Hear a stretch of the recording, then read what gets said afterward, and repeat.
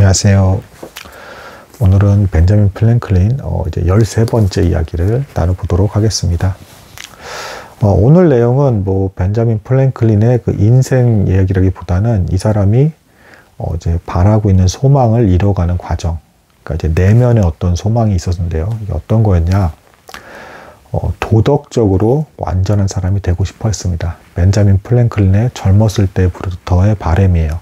그러니까 외부적인 성과 외에 기본적으로 도덕적으로 완전한 사람이 되는 것. 그래서 덕스럽고 도덕적인 게 완전히 체화되고 습관화가 돼서 자연스럽게 나오는 것이 이제 그 속성을 제대로 이해하고 바르게 이제 활용하게 된 것이다. 이제 이런 표현까지도 썼습니다. 자, 그래서 이제 요거에 관련된 이제 얘기부터 시작을 하겠습니다. 이 도덕적으로 완전해지기 위해서 이 사람이 뭘 했나? 자, 젊었을 때는 벤자민 프랭클린이 어쨌든 지혜롭고 좀 똑똑한 사람이었잖아요. 책도 많이 읽고. 그래서 자기는 어떤 뭐가 선하고 뭐가 악하고 그리고 어떨 때 처신이 바르고 아닌지를 남들보다 그걸 더 잘 봤다라고 그래요. 이제 좀 타고난 어떤 식견이죠. 그래서 젊었을 때는 못 모르고 내가 도덕적으로 이렇게 분별할 수가 있으니까 완벽한 사람이 될 수 있다라는 착각에 빠졌다라고 합니다. 그래서 실제로 나름 또 체크리스트까지 막 이렇게 해가지고 난 이게 다 보이니까 내가 이렇게 생각한 대로 이걸 다 조심해서 하면 전혀 빈틈이 보이지 않을 거야 라고 생각하고 도덕적인 완벽성을 추구하는 삶을 살아가 봤습니다. 그랬더니 심지어는 이걸 체크리스트를 완벽하게 지킨 상태에서조차도 전혀 예상치 못하게 이걸 지킴으로 인해서 다른 쪽에 문제가 생기면서 이게 일이 틀어지게 되고 그걸로 인해서 내 마음이 상하게 되면서 다시 내가 낙담하고 침체돼 버리는, 그래서 이걸 지켜야 되나 말아야 되나 계속 이 반복 고민을 하면서 악순환에 빠지게 되는 일을 계속 주기적으로 이제 경험을 하게 됐다라고 합니다. 그래서 결론은 도덕적으로 도저히 완벽해질 수는 없는 것이구나. 그래서 완벽히 지킬 수 없다라는 것은 인정을 하면서도 최선을 다해서 지킬 수 있는 그 범위까지는 지키자. 이렇게 바뀌게 됩니다. 이런 비유도 써요. 대장장이가 칼을 갈 때 이 칼을 완전히 전체를 다 반짝반짝하게 하면 오히려 칼이 쓸모가 없답니다. 이제 반짝반짝 해야 돼. 일부 부분만 반짝반짝 해야 진짜 칼로서의 역할이 제대로 잘 이루어진다라고 해요. 이제 그거 이제 빗대면서 내가 잘 못 지키고 허술해지는 부분에 대해서는 어쩔 수 없이 그건 좀 어느 정도 받아들이면서 나머지 부분이라도 잘 지키자. 이제 이런 방향으로 이제 수정을 하게 됩니다. 나이를 먹어가면서. 그래서 이 사람이 또 놀라운 게 또 뭘 시도를 했냐.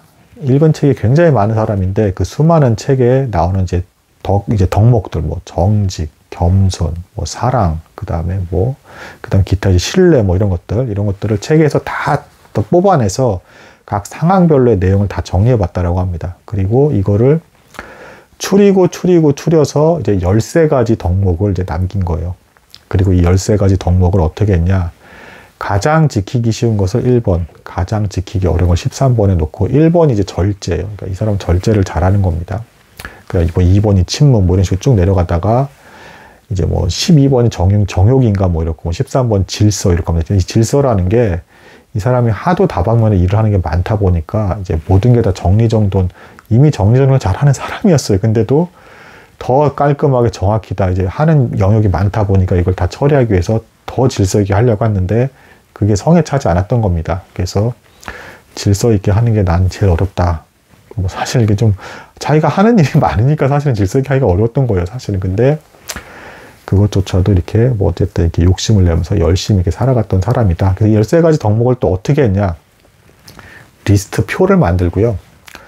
한 주에 한 가지 덕목을 집중적으로 지키는 거예요. 1번부터 첫 주에는 1번, 두 번째 주에는 2번, 세 번째 주에는 3번. 그래서 이거를 순환을 시킵니다. 그럼 13주면 한 바퀴가 돌겠죠. 그리고 나머지 덕목은 평균치만 지키고 이러면서 이 13주 간격으로 해서 계속 순환을 시키면서 나는 도덕적으로 완전한 사람이 될 거야 라는 이것을 분명히 하면서 이제 방향성을 가지고 나아가게 됩니다.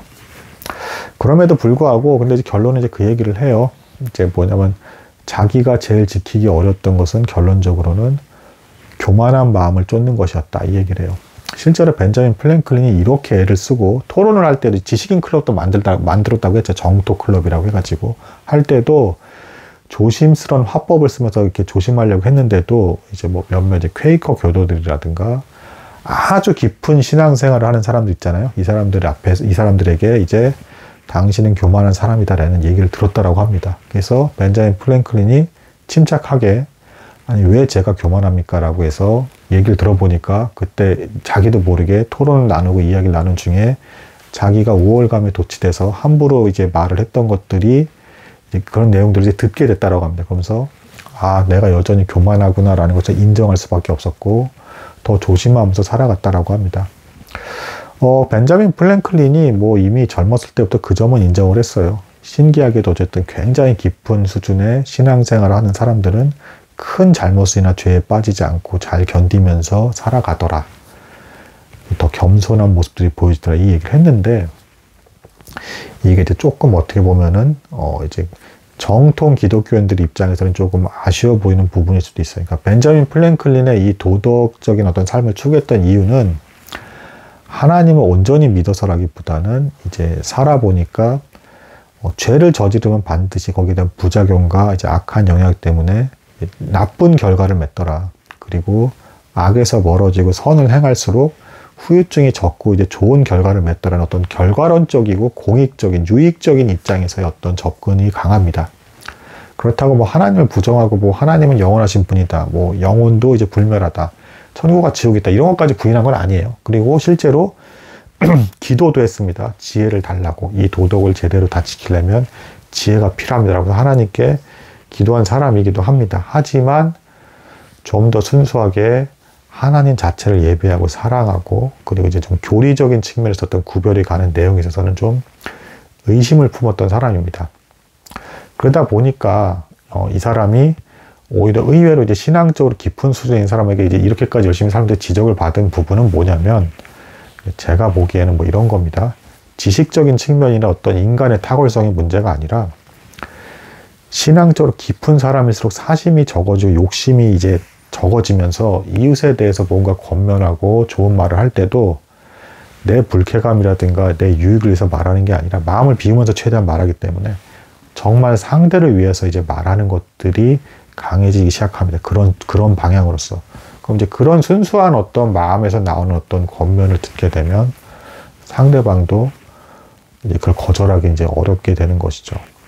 그게 이제 느껴지기 때문에 그 진심과 마음이.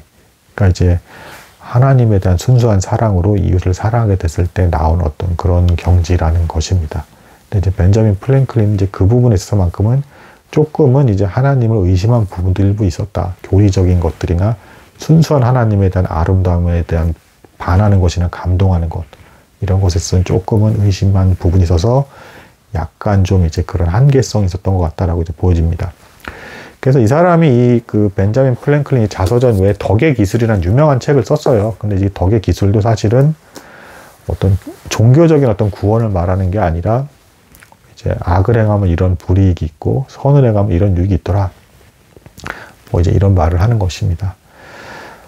그리고 이제 추가로 그래서 이 사람이 신문을 운영을 할 때도 좀 여기까지만 얘기를 나누겠습니다. 신문 운영 때도 뭐 이제 이 벤자민 프랭클린 외에 이제 다른 그 신문 인쇄 업소들은 자극적인 내용이 있어야 당장 사람들이 읽고 싶어 하잖아요. 그래서 뭐 검증도 안 됐는데 막 서로 다툼이라는 사람이 어떤 한쪽 편의 어떤 기사를 이제 자극적이면 올려준다라든가 뭐 정당 간의 싸움 내용을 올려준다든가 또 심지어는 뭐 이제 독립전쟁 동맹국인데 동맹국을 비판하는 글까지도 막 올린다든가 막 이랬는데 벤자민 프랭클린은 이런 다툼과 시기 뭐 이런 것들은 도덕적으로 옳지 않기 때문에 이제 그런 걸 올려달라고 요구한 사람은 다 거절했다라고 합니다.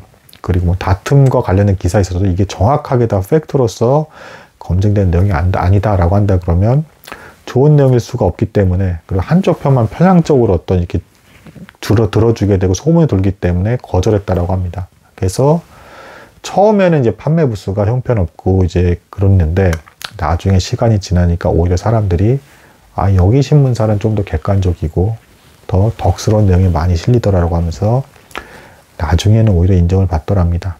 이렇게 오늘은 이제 벤자민 프랭클린이 도덕적인 사람이 되기 위해서 애쓴 어떤 노력까지만 이제 나눠보도록 하겠습니다. 들어주신 여러분들께 진심으로 이제 감사드립니다.